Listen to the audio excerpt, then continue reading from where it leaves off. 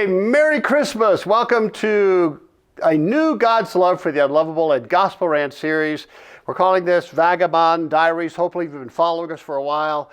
We want it to be fun, informative, life-changing, relevant for adults and for children.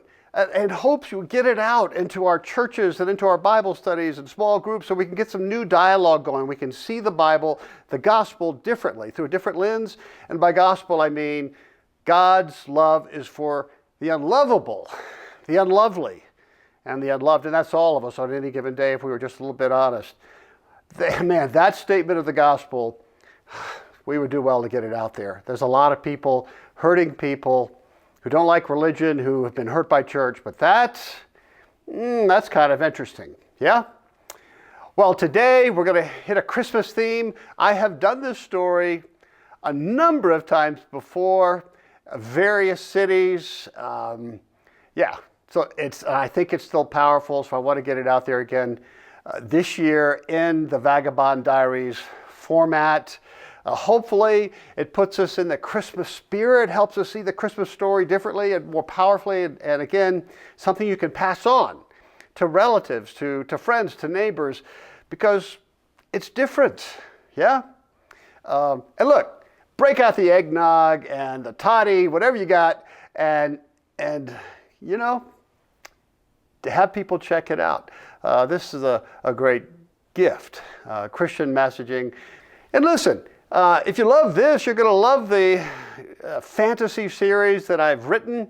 There's 3 out. There's going to be a 4th next year, a trilogy for 10 to 15-year-olds and adults, by the way. It's been favorably compared with Chronicles of Narnia. You can get it on Amazon, Kindle, some on Audible. You can check it out at Barnes & Noble as well. And if you like it, let me know, okay? But today's Vagabond Diary is about Christmas, and I've titled it A Modern Parable. Enjoy. Welcome to God's Love for the Unlovable and Gospel Rant.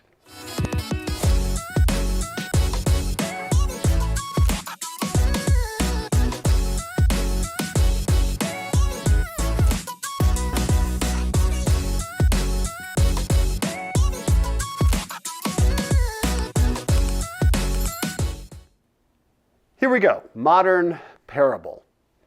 The current administration in Washington had already begun reneging on all the promises. Go figure. No one was really surprised, least of all Joe.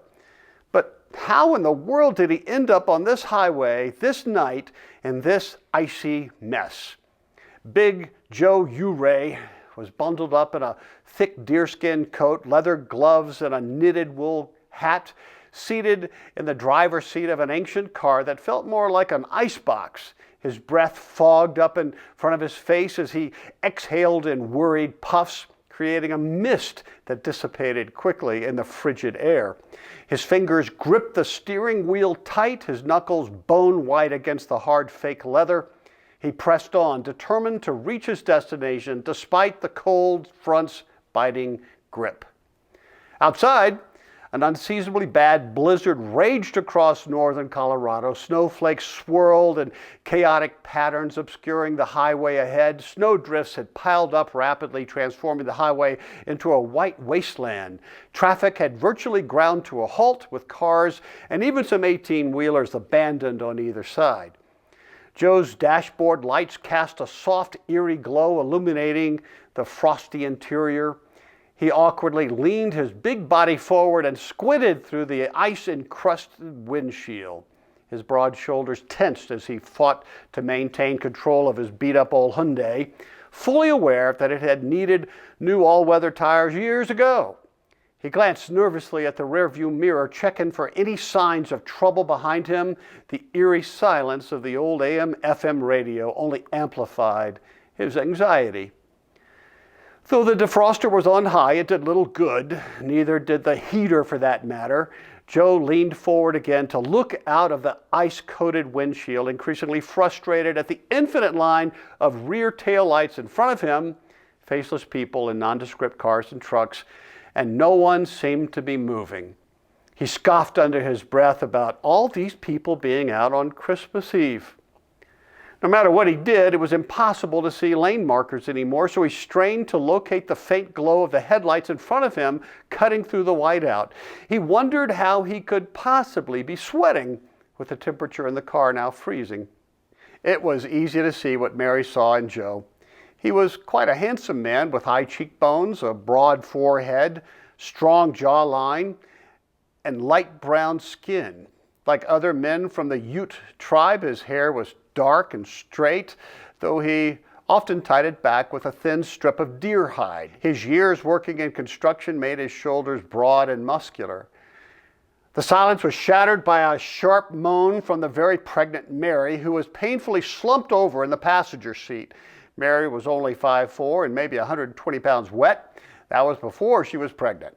She was the most beautiful woman Joe had ever known. Her features were striking, with deep-set, rich brown eyes that showcased the broad range of her emotions, adding to her regal aura. Her lips were full and naturally tinted, and her long, straight hair, as dark as crow feathers, hung down to the middle of her back. Looking at her now, Joe felt so doggone helpless. Not an uncommon thing for first-time partners to experience during their final stage of pregnancy. One might even say that it was almost universal. But the reason they were here on the coldest night of the year, stuck southbound on the always gridlocked I-25, was his fault. And there was absolutely nothing that he could do about it. Mary cried out again. The gap between the labor pains was getting shorter and shorter. What if she had the baby right here? Thought Joe, followed by a shudder right in the front seat of his beat-up, rusted-out clunker on this frigid, cold Colorado night, going 5 to 10 miles per hour, wedged in between the same SUV that they had been stuck behind for miles and the impatient 18-wheeler behind them with the headlights from hell. Joe smiled as he chided himself for skipping the free YouTube Lamaze class on birthing babies in a moving car. He hoped Mary didn't see his grin. It would have been very tough to explain the joke at this moment. Someone has said fate takes it as a challenge when you think things can't get worse. That bastard was right. A loud beep erupted from the dash as the car's low fuel warning light began to flash. Joe pounded his right hand on the steering wheel, cursing the blizzard gods, and tried to imagine that someday, assuming things worked out, he and Mary might just laugh at this unbelievable state of affairs. Someday, maybe. At last, in the distance, he saw their exit off I-25. One last stretch, hon. Hang in there. The traffic should pick up in a bit. He said the last part as if he believed it. But these words were little comfort to her as she struggled to ease her pain with repetitive puffs of air. She arched her back more. Nothing helped. What were they doing here? This was not their home. Not now. They had moved with their families to a reservation in southwestern Colorado. Their ancestors had once been a proud people, great Ute chiefs, capable men and women, people of peace. At one time, they were a vast nation spreading from the northern Colorado Plateau area down to Four Corners and even further south. His great-great-great-great-great-grandfather first made peace with the original Spanish traders in the area. Times have changed. Fortunes have come and gone. The remnant of the once great tribe now consisted of a council of old men desperately clinging to the legends of the past and a scattering of young struggling families who were now more American than anything else. Then came this one last indignity. Just yesterday, Joe got an urgent letter from the U.S. President's office, marked urgent and time sensitive in bold red letters. Unfortunately, the missive had been delayed a couple of weeks, having been forwarded along his long trail of temporary housing addresses. It demanded that all men of First Nations heritage were to personally go to their birthplace and be registered by Christmas 2023. It was complete with threats of fines and prosecution for those failing to abide by the law. It was December 24th already, and Joe could not afford a fine. Can anything good come out of Washington? Carped Joe to himself, his eyes furrowed critically. Maybe the government was flexing its newly mandated muscles. I mean, who knew? It was over his pay grade. Joe had learned the hard lesson as a low-level construction helper. Just do as you're told. Authority is what it is and rarely welcomes differing opinions. So people at the bottom of the food chain should shut up and quietly do what they're told. His father once advised him, son, employment lines are filled with people who have opinions but don't keep them to themselves. Better to swallow words than go hungry. Wait, he exclaimed as a different thought sliced into his brain. I'm about to become a father. Sort of. All of this, Mary, the pregnancy, the last 9 months, happened like a whirlwind. Nothing like the romances on TV. He looked over at Mary, who momentarily sat still in her seat, her eyes closed, her breath rhythmic. He did love her so much. And as soon as things settled down, he would officially marry her and legally adopt a child. He had a wild dream about all of that. I mean, who was he to fight fate or an angel? Joe, stop the car! Mary desperately cried out. Get me to the hospital now! Babe, I've tried calling. They don't answer anymore. He pushed the redial button on his aging screen-cracked cell phone and held it to his ear again. Denver Health, said the rushed voice. Can you hold, please? No, I can't. Hello? Boy, you have to be really quick, said Joe to Mary, hoping to ease the situation. Mary was definitely not amused. She screamed again. How could such a tiny woman create such a loud howl? The phone conversation that happened next was so bizarre. It would have been more at home in a Stephen King novel or maybe something from SNL. When the hospital receptionist with an unfortunate high nasal voice finally picked up, she said, regretfully, we have no rooms available in our emergency room or anywhere else for that matter. Please divert to the nearest care center to you. She went on as if she were speaking to someone she was familiar with. I am so sorry. You know, don't you, all of the recent budget cuts and layoffs, the COVID pandemic, shortages of vaccines, and don't you realize this is Christmas Eve? There have already been a dozen fight victims, 8 of them stabbings, 2 gunshots, multiple car accidents involving alcohol, and who knows what else. Merry Christmas, and have a good night. And thanks for choosing Denver Health. We're here for you. Seriously? Thought Joe. Mary's water broke. Joe was breathing in puffs now, too, trying not to pass out. It was up to him to find a warm, safe place to sit the night. Now, they could get registered tomorrow and head home to their own doctor, but what now? After midnight on Christmas Eve, Capitol Hill, Denver? Joe saw the Cathedral of the Immaculate Conception just ahead on his right, closed for Christmas, said the big scribbled sign on the door. Joe shook his head at the irony. He wasn't religious or superstitious for that matter, but it hit him that it might be a heavenly sign of some kind. So he turned off of Colfax and onto Pennsylvania, headed south. Still nothing open, no lights on, only snow and more snow. Another rabbit trail. As they passed East 13th, Joe noticed the snow-covered shoes with laces tied together slung over the overhead utility lines, dangling over his head, like bizarre Christmas ornaments. He knew what they were there for. Though churches and motels were closed, the Capitol Hill crack dealers were wide open for business. Don't they ever take a vacation? By the time he went a block further, it was obvious that a plan B or even a bad plan C was needed and fast. He leaned forward and frantically looked through the ice-crusted window for any hotel or motel or anything. No vacancy, no rooms, no nothing. Oh my goodness, he thought, feeling a panic attack beginning to swirl within his head. This was no place to have a baby, but what choice did he have? At last, in great frustration, Joe pulled the car over in front of an old, dark brick, decrepit building with a single light and a small window on the second floor.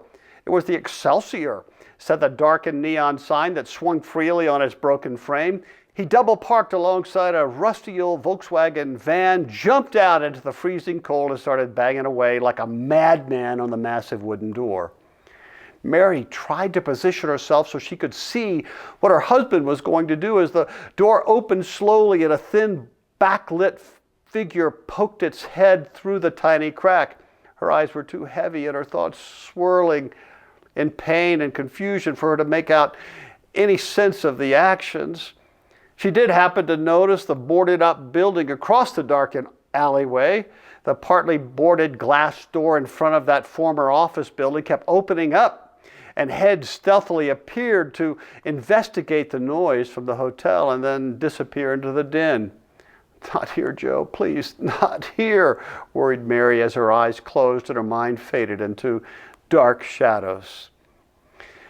When she awoke from pain, she could see that she was not in the car anymore. She was lying on the floor of a very dark basement, its low ceiling dripping with moisture. Its walls were a patchwork of peeling paint and exposed, cracked concrete streaked with mold and mildew. Shadows clung to every corner, and the faint smell of mildew and urine permeated the air. A decrepit, broken furnace huddled in the corner, its cold metal surface caked with rust and grime. Mary noticed a foreign-looking man bending over her, a Sikh, or perhaps a Muslim, maybe. Joe was there holding her hand and saying something she couldn't hear over the loud reggae music banging from an upstairs apartment. The single light bulb held over her head by a single wire vibrated with each bass note. Its unprotected light hurt Mary's eyes. Joe had a flashlight in his hand and periodically flashed it around the dark room. He seemed to be looking under the tattered furniture for something in the shadows. Another stranger brought a blanket and an old musty space heater down the stairs. Joe was very grateful. The elderly woman then disappeared up the stairs and intentionally closed and latched the door securely. And so the baby was born there in the vile basement under the Excelsior Hotel/brothel across the street from a very busy crack house. Joe told Mary later that the stench was partly from rats and partly from street people who broke into the small basement window to get out of the bitter cold. While Mary slept, Joe had to sweep up condoms and needles scattered about the floor. Joe found an empty, fairly clean cardboard box and fixed it up nicely for the baby. A boy, by the way. A kind Hispanic prostitute had brought down a nice woven blanket for the baby's makeshift crib. It was a very kind gesture. The story gets even more bizarre. The hotel owner knocked on the door in the early morning hours, just shortly after the boy was born, and he led the strangest entourage of folk down the stairs. Crackhead, gangbangers, male and female prostitutes, alcoholics, white, black, Hispanic, Asian, Arabic, folks from all shapes and colors, queer and straight, who each swore they heard about the baby from an angel. One by one they came, as they were, with no air of pretense. Some left trinkets and gaudy ornamental jewelry. Some carefully presented the child with precious rolled-up dollar bills. One person set a cigarette pack next to the baby, another a Safeway bag filled with empty cans. The makeshift shrine included crack pipes, lighters, and razor blades. Someone had placed a crushed fake flower, the original color was probably yellow, on top of all the gifts. Some had nothing and merely wanted to touch the baby or kiss him on the head. Joe and Mary were astonished. They had never seen anything like this. The next day, another knock on the basement door brought down a different mixed delegation from the Sikh, Muslim, Orthodox, and Buddhist religions. It was clear to Joe and Mary that these were important people, likely dignitaries. Maybe they heard about the boy from the man from the hotel, thought Joe. They too brought gifts, wonderful and special offerings, inappropriate for the occasion, the parents thought. Mary wished that she could have understood what they said to her child. They spoke to him reverently, as if he fully understood them. Mary was amazed and treasured it all in her heart. Author's note: sometimes, more often than we might think, we lose the context of a story that had been told so often in so many different venues. Yet, at its core, the Christmas story speaks of a scandalous love for the unlovable, the unloved, and the unlovely. If that same Jesus were to come today, I believe he might just be born to a poor family in the Capitol Hill area, not to a powerful social elite in some upper-class neighborhood, but here, to the outcast, the despised, the addicted, the displaced immigrants, those all too familiar with bigotry and injustice. Why? That appears to be the core of his DNA. He didn't seem to avoid being identified with the hurting, the oppressed, the disenfranchised. He would, more than likely, touch the soiled, hug the unhuggable, and kiss the fevered without any shaming whatsoever. And that's a comforting, oft-missed perspective. Joy to the world. Maybe we could sure use it now. The end. So here's some dialogue starters that I thought about. I imagine that this story has spun up some things and you may just want to run with it, yeah? So my first dialogue starter is push back. What jumped off the page? What bothered you? What interested you? What taught you something new? And did it shine some new light on the old Christmas story? Yeah? If you like this Vagabond Diary, please like it and subscribe it and forward the link to a friend. Get it out there. And this is Christmas. Check out my fantasy books, the Kingdom Quest Trilogy. It's available on Amazon and Barnes & Noble. If you want more information, check out the author page, Dr. Bill Senyard, DrBillSenyard. And you can find Tale of the Unlikely Prince, The Garden Tale, and Storyteller's Tale at any of those outlets. I've also published a series for women's groups. You can check that out this Christmas. It's called Dance Daughters of the Most High. It's going to be a trilogy as well. The first one's out. The second one will be out early next year. It's very informative. It looks at 7 underappreciated, misunderstood, overlooked women in the Old Testament. It's getting great reviews. Again, check it out on Amazon, Kindle, Barnes & Noble, or drbillsenyard.com. Yeah? Listen. Merry Christmas. Thank you for listening to Gospel Rant this year and supporting us. Take heart, child of God.